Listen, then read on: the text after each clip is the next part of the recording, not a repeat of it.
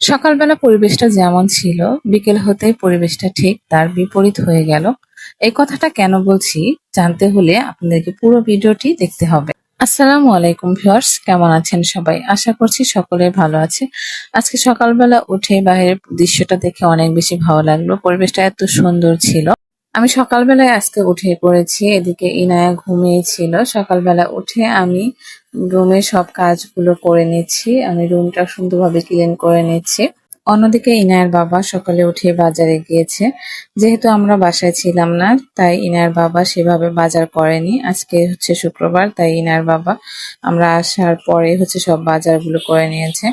অনেক কিছু কেনা হয়েছে, কিন্তু আমি সবগুলো ভিডিওতে দেখাতে পারিনি।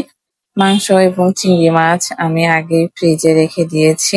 তারপরে মাছগুলো আমি কাটার জন্য নিয়ে আসলাম। দেখেন, এই মাছগুলো দেখে তো আমার অনেক বেশি রাগ হয়েছিল, কারণ এতগুলো মাছ আমি কখন কাটবো। এই মাছগুলো কি মাছ দেখে আপনারা কেউ বলতে পারেন কিনা, জানলে অবশ্যই কমেন্ট করে জানাবেন। এতগুলো মাছ আমি একাই কেটেছি এবং অনেকটা সময় লেগেছে মাছগুলো কাটতে। মাছগুলো কেটে ধুয়ে পরিষ্কার করে নিয়ে আমি এদিকে এসেছি দুপুরে রান্না করব, সেই জন্য তরকারি কাটার জন্য। এদিকে আমি আগে হচ্ছে পেঁয়াজ মরিচ গুলো কেটে সাইড করে নিচ্ছি, তারপরে আমি সবজি কাটবো। আজকে আমি কাঁচকলা দিয়ে এবং কলার থোড় দিয়ে হচ্ছে তরকারি রান্না করব। আমরা কিন্তু সিরাজগঞ্জের মানুষ এটাকে করলার কাইজাল বলে থাকি। আপনারা কি বলে থাকেন অবশ্যই কমেন্ট করে জানাবেন। এক এক অঞ্চলের মানুষ এটাকে এক এক ভাবে নামে পরিচিত জানে। আপনাদের অঞ্চলে কি নামে এটাকে চেনেন অবশ্যই কমেন্ট করে জানাবেন।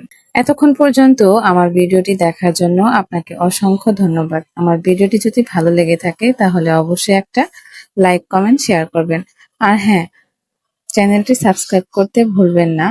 চ্যানেলটি সাবস্ক্রাইব করে পাশে থাকা বেল আইকনটিতে ক্লিক করে রাখবেন, যাতে করে আমি পরবর্তী ভিডিও দেওয়ার সাথে সাথে আপনাদের কাছে নোটিফিকেশন চলে যায়। আপনি যদি ইতিমধ্যে কাজটি করে থাকেন তাহলে আপনাকে অসংখ্য ধন্যবাদ।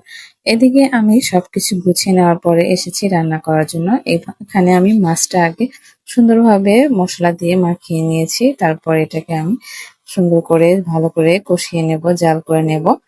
তারপরে আমি হচ্ছে তরকারি রান্না করে তরকারির উপরে দিয়ে দেব। আমি প্রায় সময় এভাবেই রান্না করি। আমার রান্নার প্রসেসটা হয়তো বা অন্যদের থেকে আলাদা, কিন্তু আমি এভাবেই রান্না করতে পছন্দ করি আর এভাবেই রান্না করতে আমার অনেক বেশি ভালো লাগে। দেখতে পাচ্ছেন তরকারিটা কিন্তু কালার যেহেতু সুন্দর হয়েছে, তরকারিটা খেতেও কিন্তু অনেক বেশি মজা হয়েছে।